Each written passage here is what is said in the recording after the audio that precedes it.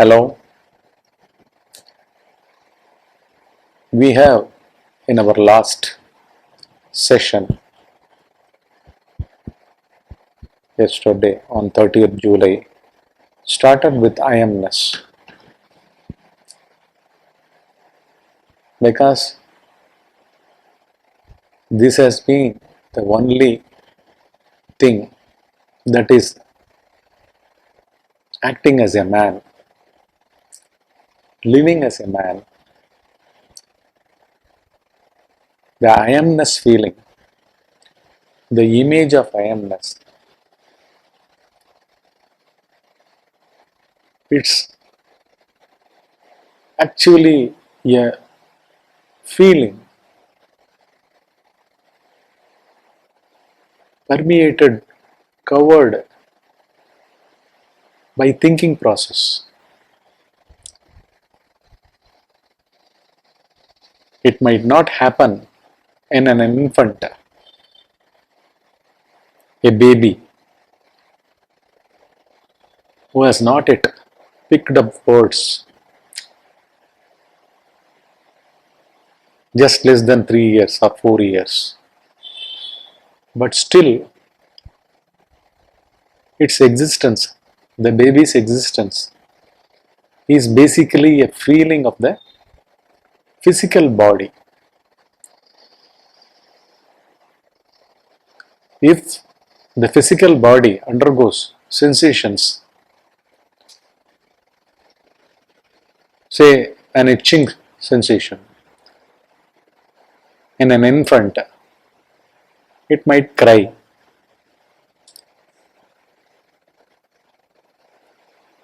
In the same way, the whole of in the whole of living organisms, the basic of their existence is always related with the existence of a bodily feeling.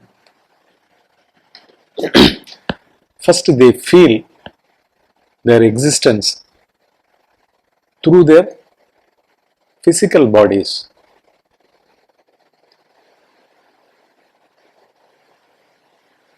And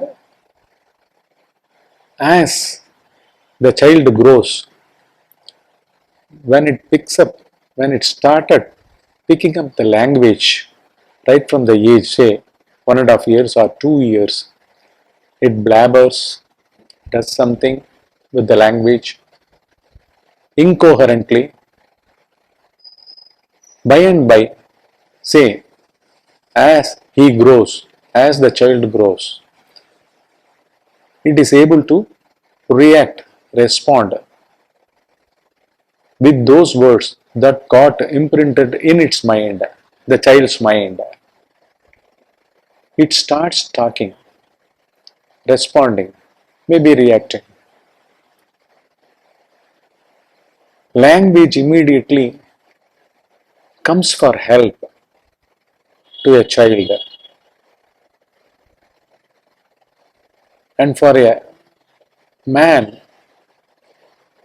he always swiftly browsing through the language and feels complete in himself by thinking, by reacting. We started with I-am-ness, and I-am-ness is a grandest, intriguing subject which has to be investigated, because there lies upon that investigation the same I-am-ness with which we feel and think, live in this world, enjoy one or the other feelings, say happiness or sorrow, difficulties, name, fame, money, power. Everything is actually getting converted in the form of a thought process, thinking process. And they are all getting registered also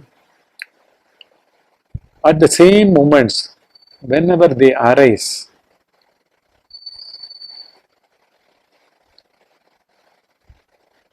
through habits and the way of reacting and the way of responding, taking up a challenge. So all these movements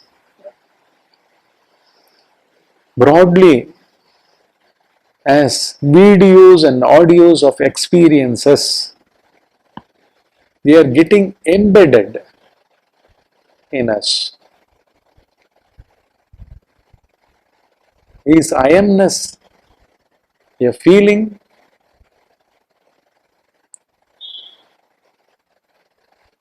Is thought a means by which this feeling of I-am-ness reacting, modifying, adjusting, accepting, denying the same feeling through the words as one's experiences? And what are all these? When do they happen in one?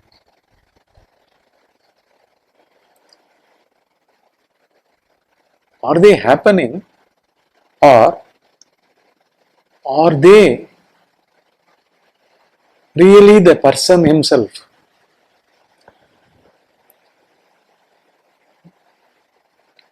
Because even when one is quiet, he feels his existence during his waking state.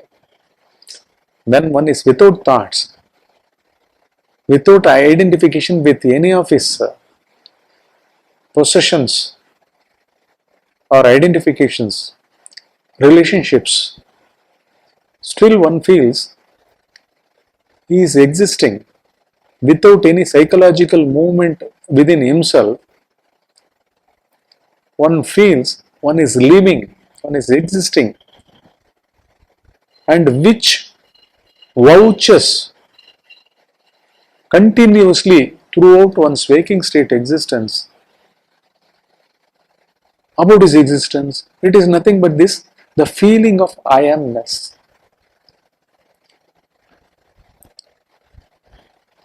Shall we go a little deeper?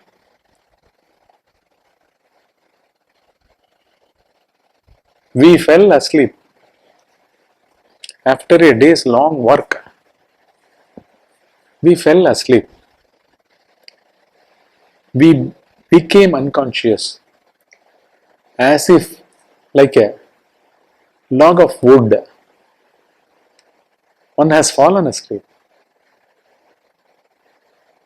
There is no consciousness of his existence as a living organism or a man, or any reference with regard to the existence of something like a world, cosmos. Actually, they are all happening. How one becomes conscious? When one becomes conscious by primarily identifying himself with his body as I am, without even uttering his name within himself. He feels that he will have to carry out a particular task, a job, an action, one or the other action, that he will have to have him engaged by a feeling consistently surging within himself to be involved in those acts throughout waking state. And there comes all his reference points with regard to the world too, with names and their meanings. And all these things do not exist while one is in deep sleep.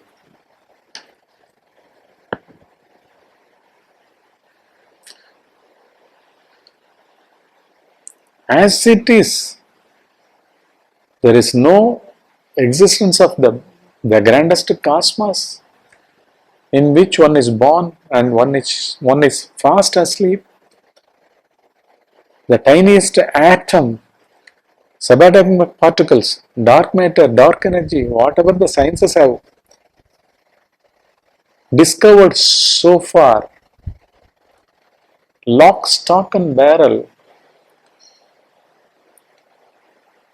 everything vanishes without a symbol or a sound. Even his throbbing physical heart or his life itself goes beyond cognition. So, for cognition to take place in one, it seems thought is very essential.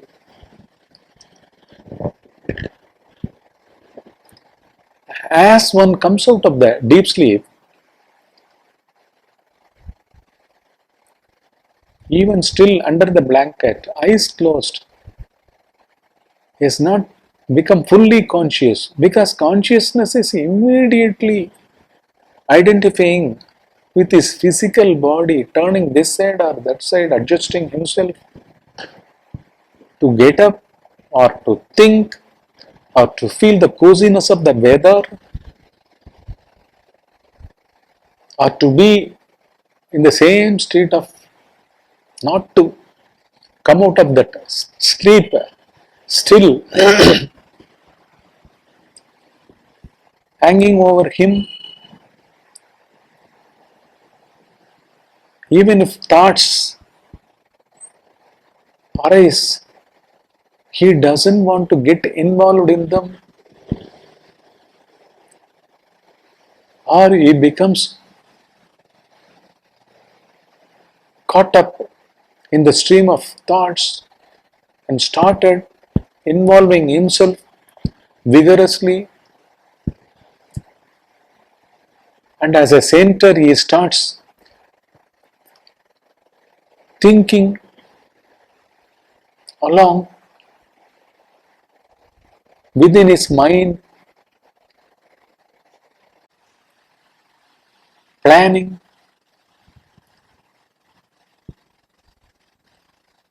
What are all these?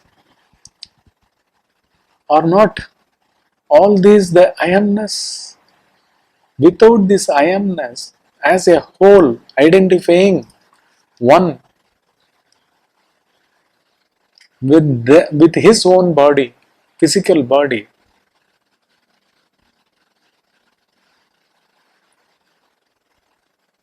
and through that identification of I-am-ness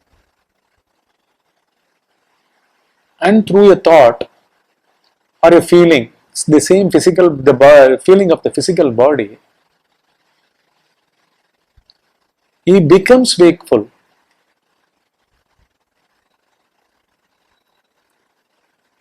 Can it not be directly said that when a thought comes, he feels he is living? By thinking, by the sheer movement of a thinking process, identifying himself to be the thinker of the thought and the thinker being his physical body, as if he is thinking. When one feels, I am thinking about that, what does he say? He says that his physical body, he construed, he has taken it upon himself as his body is the thinker, and that is pursuing a thought process. It is thinking continuously. And a while ago, the same man was like a log of wood, didn't feel his life at all, didn't cognize his life at all.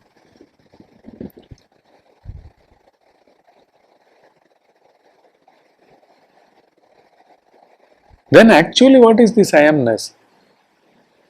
So I-am-ness wakes up when psychologically one is attaching himself to a thinking process. Through thinking, through thought, doesn't one enter the waking state?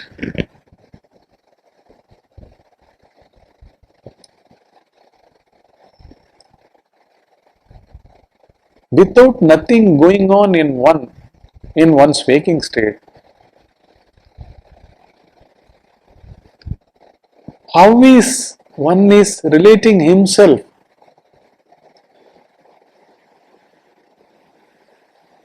with himself or with the world? So which is the linking point? Which is connecting one? When we say I-am-ness, when I say I am, when I say I, what do I really mean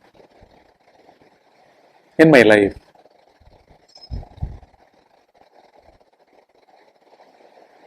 Don't I mean that with the arisal of a thought, I come to live here? Who is this who is coming along with your thought?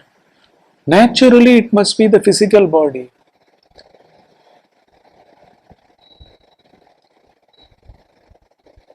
It's quite obvious, isn't it?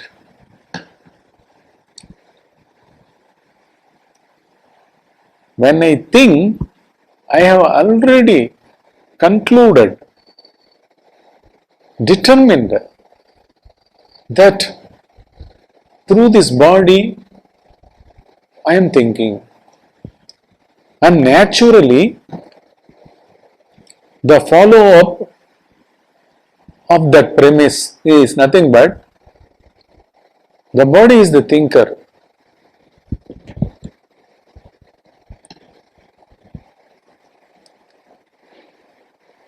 Is the body a thinker?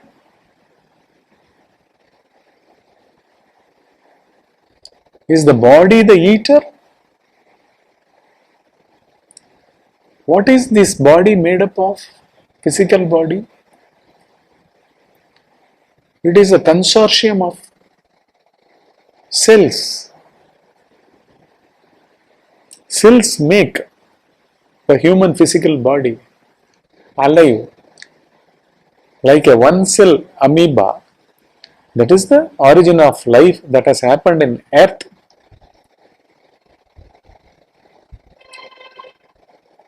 Four billion years ago, the first living organism to spring upon on this earth is a one cell amoeba. Then rapidly, fiercely, replication process started happening.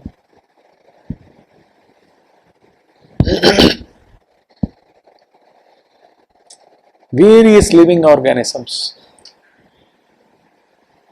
in the seas, oceans, and slowly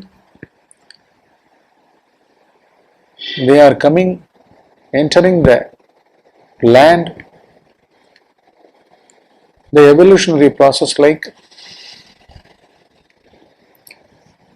innumerable living organisms that started populating throughout the earth, and somewhere with an interval from chimpanzee to a man. This is what the theory of evolution that had predicted about the past, the evolution. Is that so?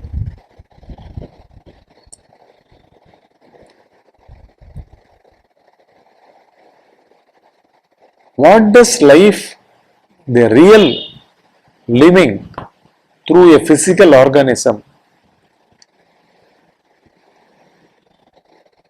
is showing? How the life is manifesting itself through a feeling? Because an amoeba is nothing but a feeling of physical feeling, and because of physical feelings, it is moving. It is spinning. It is bending, contracting, expanding. They are all the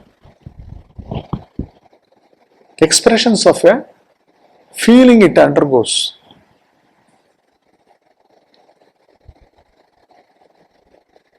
Do these feelings happen in the body, or under that one cell organism, living organism, beneath that one cell living organism, something which is existing beyond physical manifestation as messages. Our medical sciences have found out, and clearly they are saying that because of DNA messages that are expressed through chromosomes from membrane to the nucleus in a cell, that cell is getting formed and it becomes a living organism. One cell also becomes a living organism.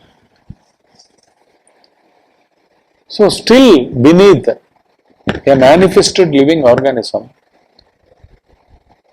there exists something in the form of messages, some organics, but they are simply messages without a physical manifestation. They are invisible, intangible, unapprehendable, unfindable. That means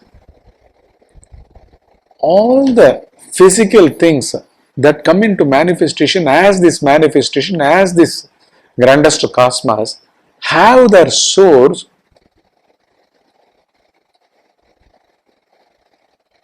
in the subtle, invisible, a mind-like informations.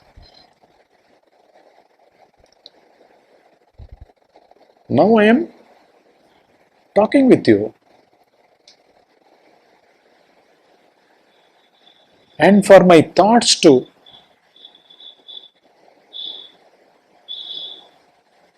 become a talk and being spoken about, and for the thoughts to arise in me, what is the source? Who is the listener in you? You are sitting, you are watching through your mobile phone this satsang, this truth about ourselves, this I-am-ness. But who is the watcher in you? Definitely, you know pretty well, your eyes are only instruments in the hands of your mind.